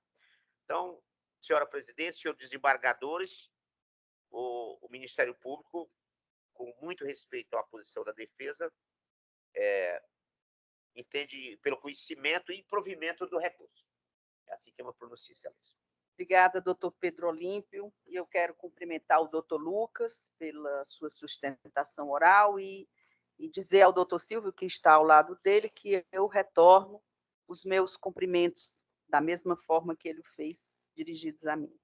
Mas a questão aqui, ela é bastante clara. Dos crimes de estupro de vulnerável que eu vi até hoje, esse, para mim, é o mais claro, porque a vítima estava dopada pelo apelante. E isso não é dito só pela vítima, isso é dito por esse rapaz que o doutor Pedro Olímpio agora fez menção. Ele era um rapaz que trabalhava com questão de computador e foi chamado à casa pelo apelante para realizar um trabalho eles acreditando que iria realizar um trabalho de conserto tecnológico do aparelho dele lá do computador, mas, na verdade, ele foi levado ao quarto onde a vítima estava deitada, dopada, seminua, e o apelante praticou todos esses atos que foram aqui descritos pelo doutor Pedro Olímpio. Nesse momento, o rapaz não gostou da atitude, comentou o fato com o pai, e ambos foram ouvidos em juízo e confirmaram esse triste episódio. E eu classifico de triste porque eu fiquei realmente muito... eu senti o que o doutor Pedro Olímpio agora disse a respeito da vítima, da humilhação que ela sentiu, e nesse momento eu senti essa humilhação. Quanto às ameaças, também estão bastante claras, porque há uma testemunha que estava ao lado do apelante quando ele fez ligações para a vítima ameaçando-a. E há outras testemunhas que também relatam os problemas psicológicos que ela ficou vitimada, acometida depois desses fatos. E, como disse muito bem o Ministério Público, a relação que eles têm, o que tipo de relação seja, não desqualifica, não descaracteriza a tipicidade do crime. Como eu disse, esse, para mim, é um dos crimes de estupro de vulnerável que eu vi mais bem caracterizado. Então, por todas essas explicações, eu peço licença aos meus pares para ler apenas a parte negritada da proposta de emenda. Emenda, apelação, estupro de vulnerável, crime de violência psicológica contra a mulher, divulgação de cena de estupro ou de cena de estupro de vulnerável, de cena de sexo ou de pornografia, registro não autorizado pela intimidade sexual, preliminar de desentranhamento das provas, pedido genérico. O advogado falou aqui da questão do Photoshop. Tá genérico o pedido e não tem como se fazer enquadramento nenhum. Pleito de absolvição por insuficiência de provas, inviabilidade, materialidade e autoria delitivas devidamente comprovadas, palavras firmes da vítima corroborada pelos demais elementos probatórios. Recurso conhecido e desprovido, medida cautelar de monitoramento eletrônico revogada. É como voto. E votam comigo os desembargadores Eduardo Escossa Fava e Benedito Helder. Desembargador Eduardo Escossa Fava, indago a Vossa Excelência como vota. Obrigado, senhora presidente. Eu também cumprimento, louvo o esforço do doutor Lucas Arruda Rolim, a defesa de seu constituinte. Também cumprimento o doutor Pedro Olímpio. mas a prova produzida ela é muito forte, muito coesa em destacar os crimes narrados nas denúncias e reconhecidos judicialmente pelo doutor Juan Pablo, e que muito bem foi ratificado por Vossa Excelência, desembargadora Vânia. São situações constrangedoras de uma relação em que deveria ser pautada pela confiança. Infelizmente, não temos como aqui deixar de considerar a prova testemunhal produzida, o conteúdo das declarações da vítima. É uma coisa que me chamou muita atenção, em que ela declara aqui que tomava remédio para enxaqueca, mas acordava extremamente sonolento, que era ele que ministrava os medicamentos. Quiçá aí se não tem algo mais. Então, assim, as provas são muito contundentes e eu não tenho algo mais a acrescentar, a não ser parabenizar o brilhante voto de Vossa Excelência. Acompanho na íntegra. Obrigada, desembargador Eduardo. Desembargador Benedito Helder, como vota Vossa Excelência? Pois não, Excelência, eu também não tenho nenhum reparo a fazer ao bem lançado voto por Vossa Excelência, assim como nenhum reparo tenho a fazer ao pronunciamento do doutor Pedro Olímpio, né, que descreveu muito bem a situação na qual ficou a vítima, né? Eu penso que esses crimes contra a liberdade sexual são um dos mais graves capitulados no Código Penal brasileiro, que causam um estrago enorme, não apenas da pessoa da vítima, como também dos seus familiares. Então, nesse sentido, eu voto acompanhando Vossa Excelência. Obrigada, desembargador Benedito Helder, e eu anuncio a decisão por unanimidade, recurso conhecido e improvido. Doutor Lucas, até uma próxima vez, se Deus assim nos permitir. Eu chamo agora o habeas corpus 062-358638-2024, número 3 do roteiro, o segundo da lista das sustentações orais, também de minha relatoria, e a advogada é a doutora Vânia Gomes Castelo Branco. Doutora Vânia. Bom, a doutora Vânia não entrou, e eu, então, anuncio a decisão por unanimidade, ordem parcialmente conhecida e denegada. O número 3 também é da relatoria, desculpa. A advogada é a doutora Vânia Gomes Castelo Branco. Vou chamar mais uma vez. Doutora Vânia não se encontra e eu vou ler a decisão.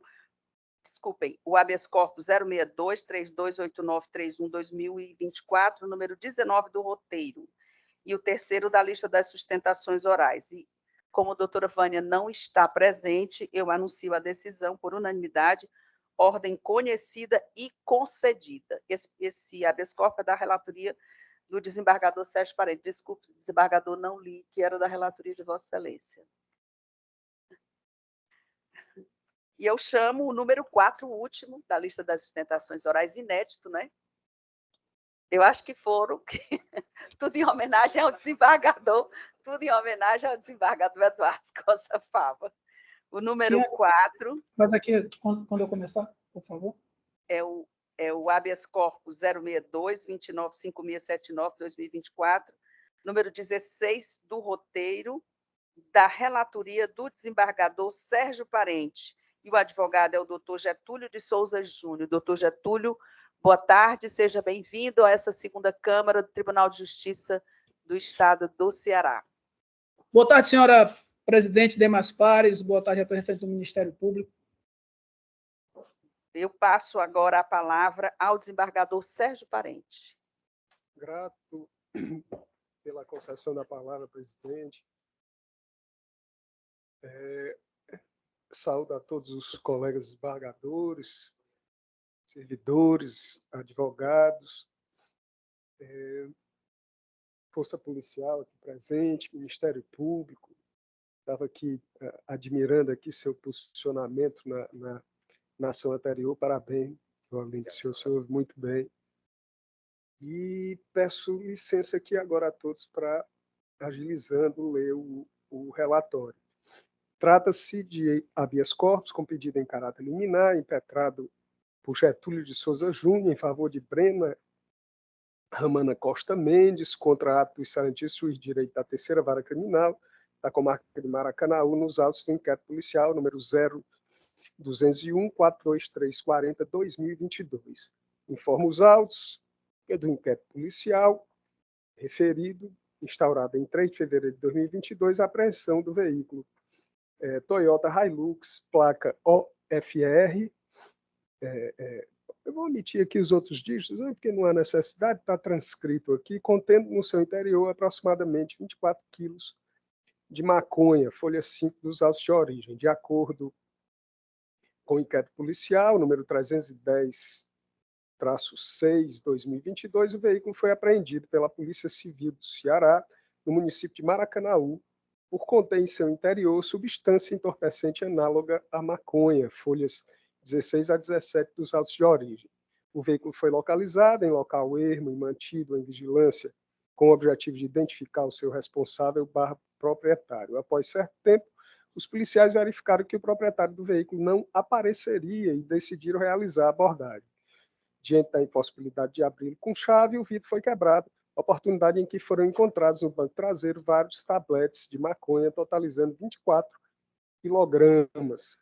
Ressalto que, após algumas diligências realizadas pela autoridade policial, não foi possível localizar o autor do fato criminoso, razão pela qual o inquérito policial foi arquivado e determinado o perdimento dos bens e valores em favor da União, conforme folha 64 dos autos de origem. Na data de 25 de 2023, um dia após a decisão que arquivou o inquérito, a defesa manifestou-se nos autos de origem, requerendo a suspensão do perdimento dos bens até que o incidente processual de número 001010531/2023 fosse julgado, folha 65 dos autos de origem. Em parecer de folha 71 a 72, o Ministério Público Estadual, considerando a existência de fatos novos que poderão contribuir para a investigação outrora em curso, manifestou-se pelo desarquivamento do inquérito policial, ao mesmo tempo em que requisitou que a peça inquisitiva fosse remetida à Delegacia de Polícia para a oitiva da paciente Brena Ramana Costa Mendes.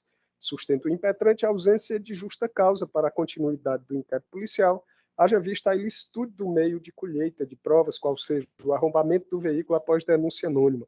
Alega ainda restar comprovada a ilegalidade do procedimento policial ante a ausência de comprovação de investigação prévia ou campana no respectivo local onde o veículo se encontrava. Informa ainda que estão presentes os requisitos para a concessão da medida liminar, nos termos do artigo 660, parágrafo 2º do CPP, conclui postulando a concessão da ordem liminarmente e, no mérito, a confirmação da suspensão do inquérito policial, bem como seu trancamento.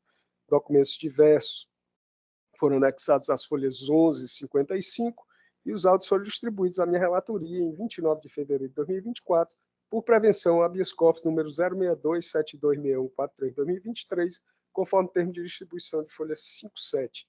Pleito liminar indeferido, as folhas 58 a 59, parecer da Procuradoria-Geral de Justiça, as folhas 65 a 67, manifestando-se pelo não conhecimento da ordem. Posteriormente, o impetrante peticionou requerendo sua intimação para a realização de sustentação oral e para a retirada do mandamos a pauta virtual e inclusão em próxima sessão ordinária presencial.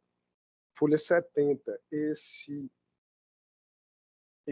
é o relatório. Eu dou as boas-vindas aqui ao doutor Getúlio e lhe devolvo a palavra, presidente.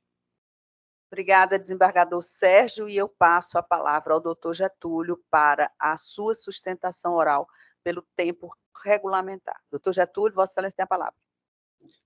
Excelência, bom dia. Só uma questão de ordem, pediria que não contasse meu tempo agora, é que foi juntado, para que tenha conhecimento da douta Procuradoria, documentos já pré-constituídos, oriundos do inquérito, no que tange à comunicação de venda ao DETRAN contemporâneo a essa apreensão, só para que o procurador tenha conhecimento antes da sua manifestação após a sustentação. Ok, doutor Getúlio. O senhor pode fazer sua sustentação oral. Obrigado, senhora presidente. Saúdo mais uma vez Vossa Excelência, demais pares, aos quais saúdo em nome do relator, desembargador Sérgio. Como bem relatado, trata-se de um habeas corpus, um remédio constitucional em favor de uma jovem advogada, empresária, que está com um veículo, uma caminhoneta Hilux, como bem dito, apreendido em decorrência dessa situação narrada pelo relator. Vou esclarecer algumas questões fáticas para, posteriormente, adentrar no mérito propriamente dito. Esse inquérito, Excelência, foi instaurado, como dito pelo relator, no dia 3 de fevereiro de 2022, oriundo de, segundo a Força Policial, uma denúncia anônima. E esse carro foi apreendido sem nenhuma investigação prévia, sem nenhuma campana, como é dito, que tudo isso fora documentado após a apreensão deste veículo, e o veículo com placas sem adulteração, com o nome e o documento do veículo, segundo os policiais, isso consta no inquérito, no processo de origem, no quebra-sol do veículo, portanto, identificaria facilmente a paciente desse habeas corpus, porque o carro se encontra em nome de sua empresa e em seu nome. Essa jovem é uma advogada do estado de Goiás, que negociou esse veículo e esses documentos constantes nessa petição que fora juntada há pouco, que eu acabei de declinar aqui, e ela não recebera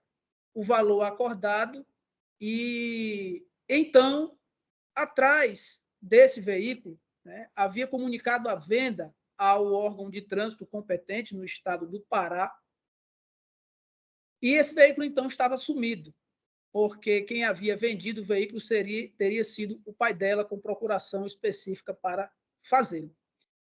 Ao chegar multas em sua residência do estado do Ceará, verificou-se que esse veículo era objeto de apreensão no processo na terceira vara da comarca dita por Vossa Excelência.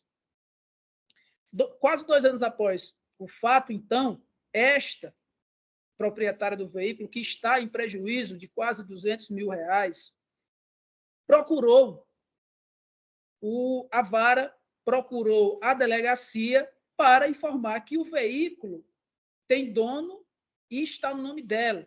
O veículo, o que causa a primeira estranheza, Excelência, é que o inquérito apreendeu esse bem sem nenhum sujeito passivo, com o documento com placa e documentos do veículo, que poderia muito bem ser identificado do proprietário deste veículo, repito,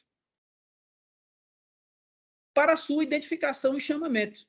E deu-se apenas o perdimento deste bem e arquivamento sem o prosseguimento desta investigação. Foi a própria paciente que caminhou nesse sentido de dizer que havia um equívoco, porque trouxe todos os documentos de compra e venda do veículo, as mensagens, os prints do WhatsApp, forneceu o recibo assinado, forneceu o telefone, o endereço das pessoas que fizeram essa tratativa com seu pai, e esse inquérito não tramitou. Depois de tudo isso, que esse bem estava provisoriamente dado perdimento em favor, inclusive, da própria Polícia Civil do estado do Ceará, foi que o Ministério Público, a requerimento da própria parte, da própria paciente, pediu que fosse reaberto o procedimento e o magistrado ponderado assim fez. E a delegacia reabriu o procedimento. Até o presente momento, mesmo com todas essas informações, a paciente nunca fora ouvida, o inquérito não tramitou, esquecendo até, Excelência, nesse primeiro momento, da ilicitude dessa prova. Estou trazendo aqui de forma contextualizada como essa paciente deste habeas corpus chegou até esse momento. Ela procurou a delegacia justamente para que fosse isso esclarecido. E aí esse inquérito reabre, esse bem continua apreendido em usufruto da própria delegacia, que não chamou essas pessoas, embora identificada identificadas com as informações da própria paciente. E quando nós nos debruçamos sobre este processo, Excelência, é que verifica-se a estranheza dessa situação, sem nenhuma investigação prévia, repito. Houve uma denúncia anônima, segundo os policiais, sem nenhum registro prévio, sem nenhuma ordem de missão prévia, para que chegasse até esse veículo, com os vidros escuros, como é bem visto pelas próprias fotografias, e que não tem sujeito passivo nesse procedimento.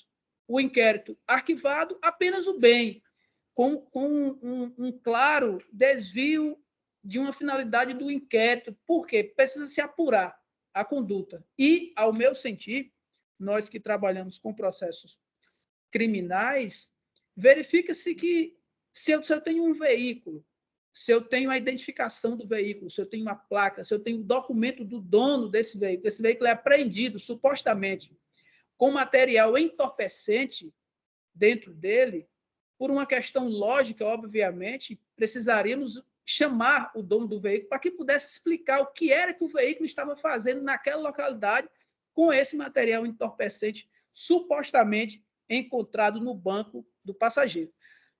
O que me leva a questionar a validade desta prova, desembargador Sérgio, é a questão de não documentos prévios dessa suposta campana, dessa suposta investigação, tão somente quando esse veículo chega até a delegacia com algumas fotografias desse vidro quebrado, mas ninguém foi ouvido, ninguém foi identificado, a não ser a própria paciente que se encaminhou até o juízo processante para que pudesse dizer que o veículo era dela e juntou os documentos da compra e venda das conversas do não recebimento.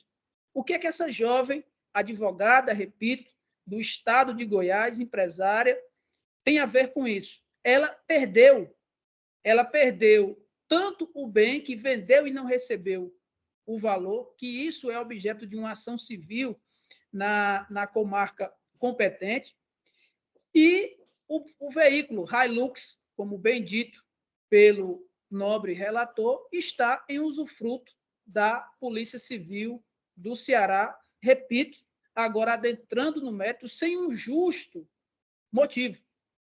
Por quê? Não há, repito mais uma vez, sem querer ser enfadonho, qualquer investigação prévia. Não há como não identificar a dona deste veículo naquele momento da investigação, considerando que tinha a placa e o documento do veículo estava lá no quebra-sol do carro. E ela mesma forneceu o recibo assinado no nome da pessoa que seria transferido. Se não fosse isso bastante, Excelência, sabemos que o artigo 51 da Lei de Drogas, ela determina que, em caso de réu solto, que é o caso aqui, o inquérito tem um prazo máximo de 180 dias. Sabemos todos nós que isso não é um prazo próprio, não é apenas uma conta aritmética. Isso depende muito da complexidade do caso, que não é o caso dos autos. A única pessoa que supostamente poderia levar outros elementos se propôs ir até o órgão investigador, sem ser, inclusive, chamada. E o inquérito estava arquivado já nesse momento. Só que, neste caso, não há nenhuma complexidade, não há prova pericial, não há organização criminosa, não há associação para o tráfico. Simplesmente não há um polo passivo nesta ação e esta senhora, ora paciente, está com o seu prejuízo comprovadamente nestes autos que ela apenas perdeu esse bem e sequer uma pessoa foi identificada. Por essas razões, Excelência, por entender que o habeas corpus tem tese muito simples de ser enfrentada, primeiro, que não há justa causa para que esse inquérito prossiga como ele já estava arquivado. Segundo, o excesso de prazo para a sua conclusão, uma vez que, mesmo fornecendo todas as informações pertinentes, a paciente sequer fora ouvida para poder esclarecer. Com todos os elementos constantes na exordial, diante da expressa nulidade dessas provas colhidas, o que seria, obviamente, debatido em audiência de instrução, que possivelmente não irá ter, é que sustenta a defesa daqui dessa tribuna virtual que não há justo motivo para que esse inquérito prossiga e que o deste inquérito, mas com a restituição do bem dessa senhora, que é a única pessoa, até o presente momento, que sofre o perdimento desse bem sem ter absolutamente nada a ver com esse suposto delito, uma vez que não houve como debater isso em ampla defesa e contraditório. Finalizando, eu cito aqui um julgamento desta semana da doutora ministra Daniela Ribeiro, que traz, inclusive, frases sobre a fala policial somente no inquérito. Peço vênios para não lê-lo, porque foi amplamente divulgado isso, e dizer que a ordem de habeas corpus deverá ser concedida por ser medida do ponto de vista defensivo, lógico, para que essa senhora possa ter seu bem reavido e, então, se for o caso, outras pessoas identificadas, mas que, nesse caso, comprovadamente, o veículo que pertence a ela em nada tem a ver com a conduta delituosa de terceiros, em caso de Vossas Excelências não acatarem a tese de nulidade do habeas corpus, mesmo sendo esta uma via estreita para esse tipo de demanda. É como se posiciona a defesa, senhor relator, senhora presidente, renovando aqui os votos de estima que tenho por esse tribunal e tendo a honra de, pela primeira vez, sustentar, mesmo que virtualmente, desta tribuna. Muito obrigado. Obrigada, doutor Getúlio, e eu passo a palavra ao Ministério Público na pessoa do doutor Pedro Olímpio. Pois não, excelência, muito obrigado. Satisfação cumprimentar o advogado, doutor Getúlio, nosso desembargador, que fez o relatório de forma muito precisa e deu mais ampla clareza para o debate. Bom, nós verificamos com muito cuidado esse inquérito policial e dizer assim, na visão, diferentemente da visão do ilustre advogado, eu entendo que tem justa causa, sim, para a investigação. Lógico que tem justa causa. E aqui também não se vai falar de excesso de prazo, por óbvio, até porque o inquérito estava arquivado em razão de não ter sido possível identificar a autoria. E ele brotando agora, aí sim, se ele passar muito tempo tramitando e dando prejuízo a quem quer que seja, eventualmente é possível falar que o tribunal determine que o Ministério Público ofereça a denúncia ou algo parecido. Mas nesse aspecto aqui, primeiro que é a justa causa. Ele pega uma quantidade expressiva de droga, o carro foi no dia 3 de fevereiro de 2022, então, depois que é arquivado, aí, no caso, a senhora Brena Romana Costa Mendes, a qual aqui não se imputa nada a ela, simplesmente ela, depois desse longo período, com o perdimento do bem por decisão judicial, aí ela apareceu do nada dizendo que o carro era dela, que vendeu a... Bom, doutor, aqui pode ser uma mera coincidência da senhora Brena aparecer depois desse largo período de tempo em razão do perdimento. Mas o fato é que ela não sendo implicada com esse evento, ela, obviamente, com a abertura de inquérito policial, porque há justa causa, uma droga, uma expressiva quantidade de droga, o veículo está vinculado à pessoa dela, ninguém apareceu, por isso que a polícia teve que retirar a droga desse formato que foi, não é? Agora, trancar o inquérito, porque a senhora Brena quer o carro, que a gente não sabe efetivamente, ela pode até o carro dela, a de futuro, já ter uma decisão, não sei como é que o juiz de primeiro grau vai rever essa situação. O fato é que utilizar para o tráfico o veículo, o perdimento é algo praticamente quase inafastável. Salvo situação muito excepcional. Então, eu vejo aqui, primeiro, que há justa causa, diferentemente do que o senhor pensa, não tem excesso de prazo, até porque está sendo reaberta a investigação. Por quê?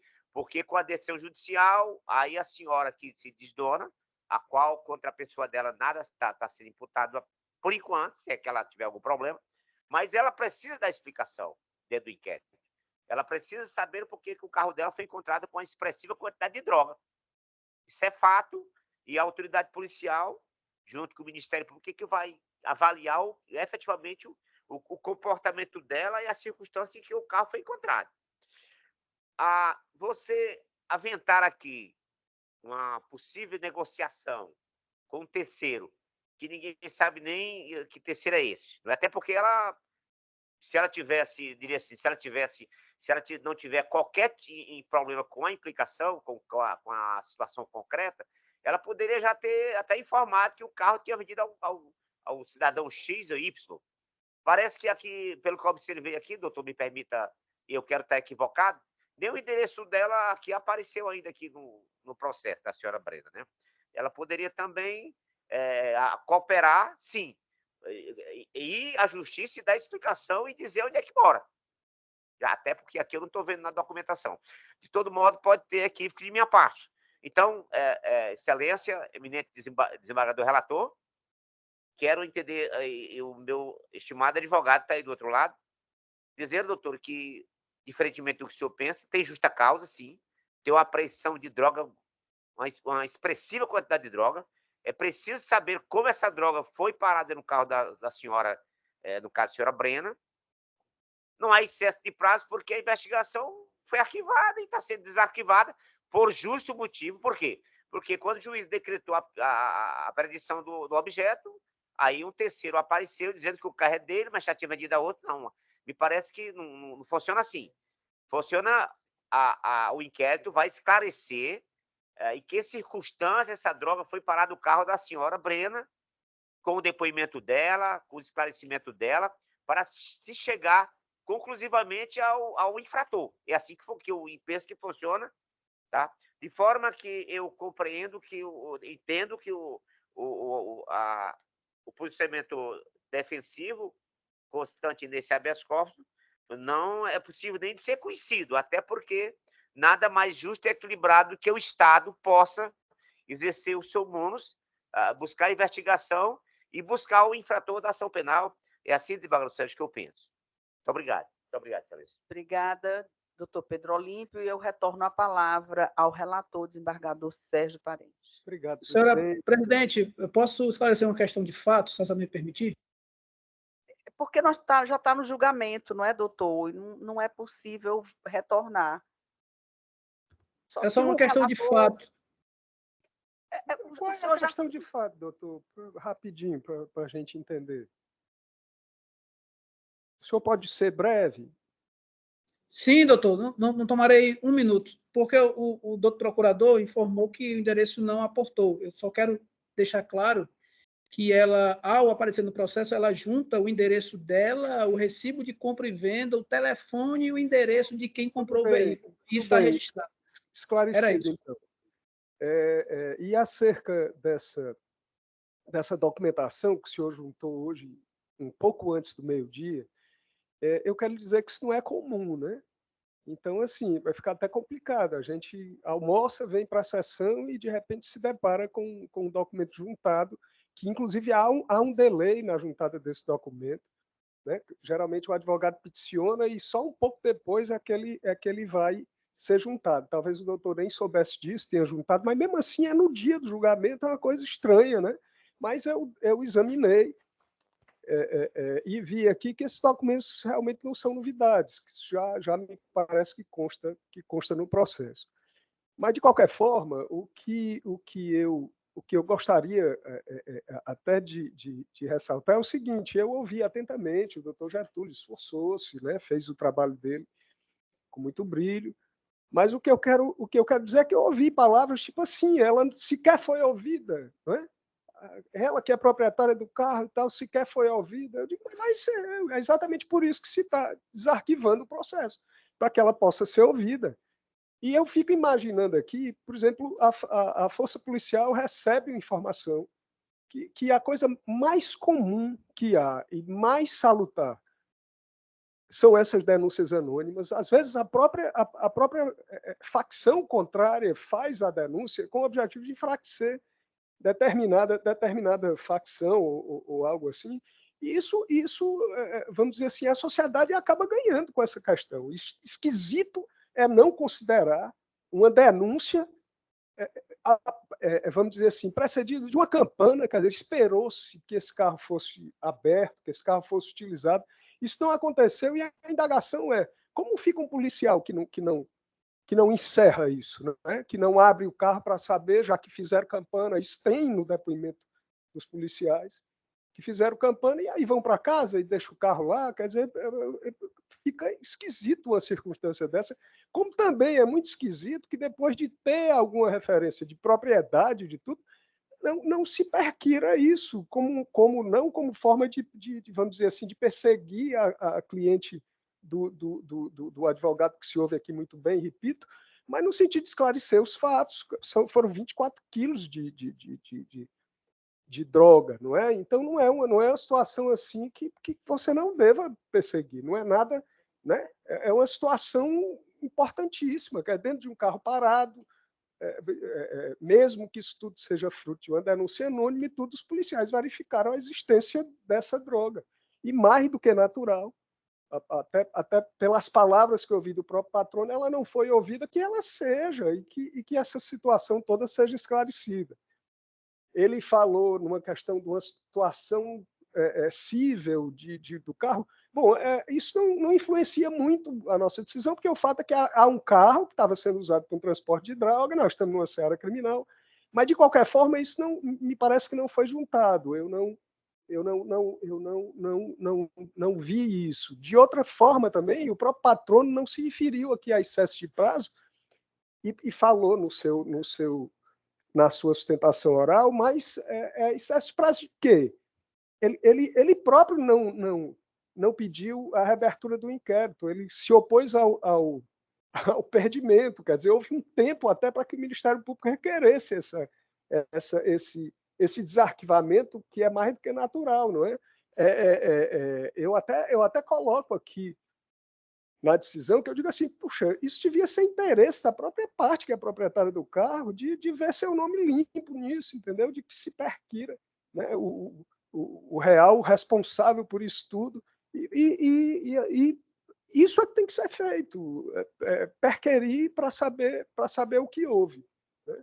De forma que eu peço licença aqui para ler somente agora a parte negritada da ementa, já que eu expliquei tanto, e peço até perdão por ter me alongado mais um pouco, mas eu acho que se fazia necessário esse esclarecimento, né? Ementa, habeas corpus, tráfico ilícito de entorpecentes, associação para o tráfico e organização criminosa, artigo 33 e 35 da Lei nº 11.343 e artigo 2º da Lei 12.850, pedido de trancamento do inquérito policial por ausência de justa causa, alegativa de ilegalidade da busca veicular, busca realizada após denúncia anônima, seguida de campana policial, procedência da informação, veículo com 24 quilos de maconha, tipicidade da conduta, necessária investigação policial para identificação do autor do delito, paciente que se encontra em liberdade, ausência de prova pré-constituída a indicar a ilegalidade da diligência policial, inviável a dilação probatória por esta via, ordem não conhecida. Então, dessa forma, presidente, agradecido pela palavra, me despedindo aqui do doutor Getúlio, eu lhe passo a palavra e não podendo deixar de parabenizar Doutor Pedro disse que novamente se ouve muito bem. Então, eu lhe devolvo a palavra para o presidente. Agradeço também para mandar um forte, parabenizar o doutor Getúlio pelo esforço do trabalho dele. E vamos salvo. Muito obrigado, excelência. Obrigada, desembargador Sérgio, e votamos com Vossa Excelência, a desembargadora Ilna e eu. Eu indago, desembargadora Ilna, como vota Vossa Excelência? Acompanho o relator integralmente. Obrigada, desembargadora Ilna. E eu, da mesma forma, não poderia deixar também de acompanhar por tudo que aqui foi dito pelo relator, acompanhado pelo doutor Pedro Olímpio, e anuncio o resultado da decisão por unanimidade, ordem não conhecida. Vencemos a nossa pauta, julgamos 160 processos. Muito bom. Eu tenho um requerimento a fazer. Hoje é o aniversário da desembargadora Iracema e ontem foi o aniversário do desembargador Inácio e do desembargador Jaime. Eu coloco não, propomos todos nós, né? Então, eu proponho que nós todos, né? Porque eu tenho certeza que todos pensaram a mesma coisa, né? Então, é um voto de... Eu não estou lembrada, eu só me lembro deles dois. Teve mais algum outro? Não, não é? Então, pronto, ficamos os três. Se na próxima tiver mais outro aparecer, nós faremos. É o desembargador Jaime, a desembargadora Iracema e o desembargador Inácio. Todos eles foi ontem, o aniversário dos dois. Então, eu indago, algum requerimento a mais? Sim, senhora presidente, só agradecer a vossas excelências a delicadeza e a compreensão de terem permitido a antecipação da votação em que eu participo como relator e na trinca julgadora, em razão da reunião com o CNJ agora às 16h30. Muito obrigado. Sucesso, desembargador. Tenho certeza que Vossa Excelência representará o Estado do Ceará muito bem. Então, não havendo mais nada a tratar, antes de declarar encerrada, eu reitero os agradecimentos a todos os que participaram dessa sessão, o pessoal de gabinete, Ministério Público, Defensoria Pública, a Força Pública, servidores, e agradecendo a Deus e até a próxima semana, se Deus assim nos permitir. Declaro encerrada a presente sessão. Mas foi rápido, viu?